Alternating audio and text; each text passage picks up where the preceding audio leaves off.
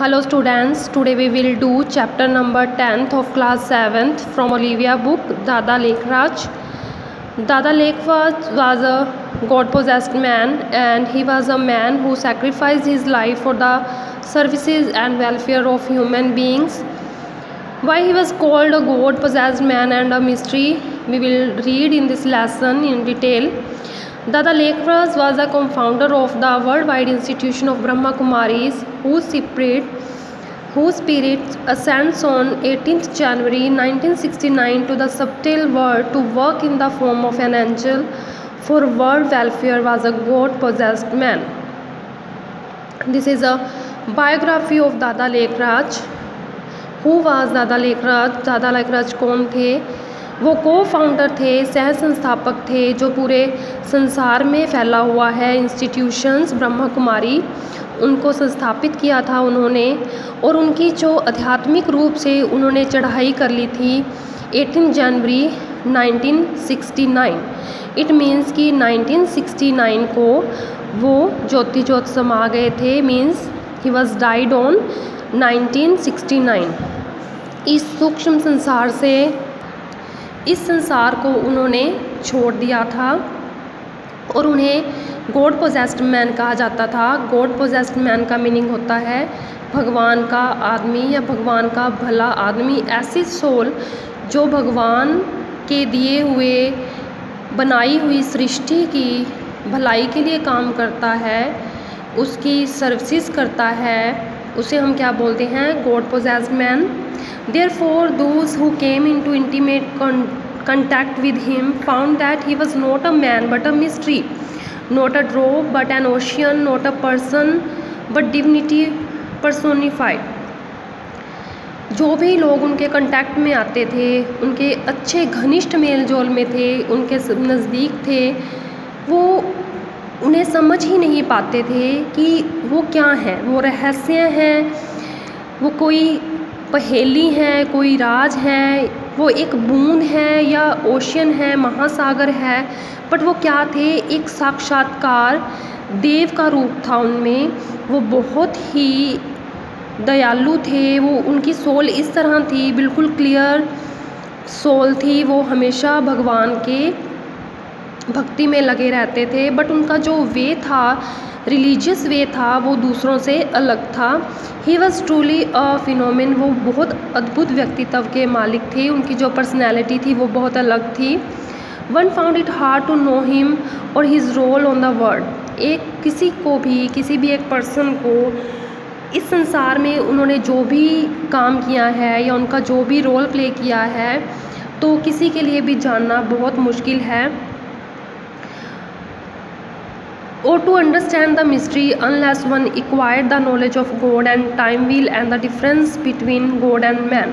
उनको कौन समझ पाता है? सिर्फ वही व्यक्ति समझ पाता है जब तक वो कि ये ज्ञान ना प्राप्त कर ले कि जो भगवान के द्वारा बनाया गया हुआ समय चक्र, उसकी नॉलेज कर ले और ये नॉलेज कर ले कि एक भगवान और आदमी में क्या डिफरेंस है। मतलब जो आध्यात्मिक रूप से आदमी है, जो आध्यात्मिक रूप से धार्मिक रूप से परिपूर्ण है, जिसे सही धर्म की पहचान है, सिर्फ वही लोग दादा लेखराज को समझ पाते थे।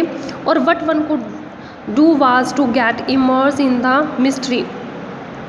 और किसी को भी दादा लेखराज एक मिस्ट्री थे, पहेली थे, यानी कि उनके जो पर्सनैलिटी थी वो इतनी अलग थी कि उन्हें कोई समझ ही नहीं पाता था कि वो क्या है।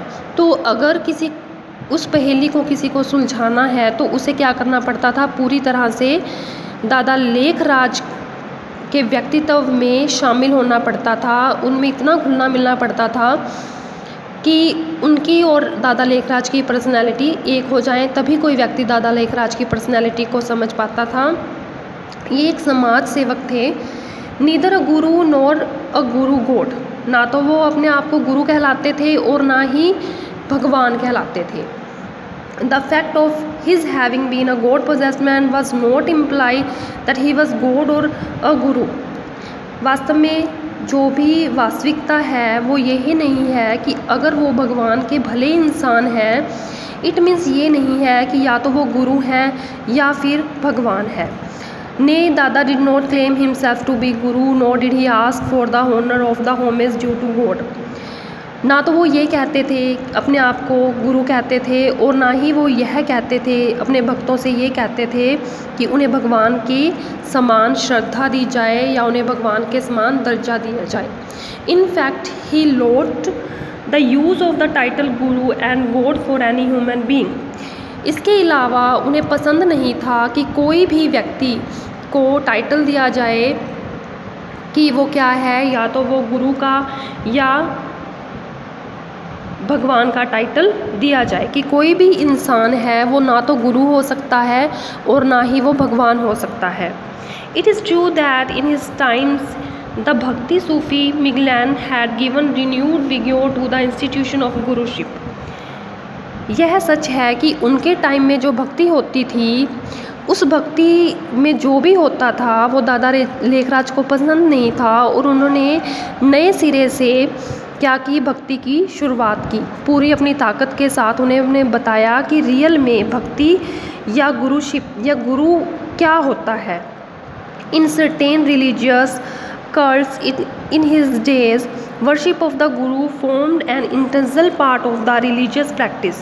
उन दिनों में क्या होता था कि जो कुछ रिलीजियंस में, धर्मों में क्या होता था कि गुरु की पूजा ही, मतलब एक इंसान को गुरु मान लिया जाता था और उसकी पूजा ही धार्मिक अभ्यास समझी जाती थी, कि किसी एक इंसान की पूजा करना ही क्या माना जाता था, अपना धर्म माना जाता था. लेकिन उन्होंने क्या किया, नए सिरे से अपनी पूरी ताकत के साथ इंस्टीट्यूशन की स्थापना की, जिसमें उन्होंने धर्म का सही मतलब बताया. आरती वेविंग ऑफ स्लेवर्स of incense was performed in front of guru. उसमें क्या किया जाता था, जिन धार्मिक स्थलों में गुरु को, मतलब एक इंसान को गुरु मानकर उनकी भक्ति की जाती थी, उनके सामने क्या आरती की वो थाली घुमाते थे, और इसके अलावा क्या अपने गुरु के सामने आरती की थाली घुमाते थे. इसके अलावा वो क्या करते थे, दंडवत नमस्कार, मतलब अपने गुरु के चरणों में लेटकर उन्हें नमस्कार करते थे.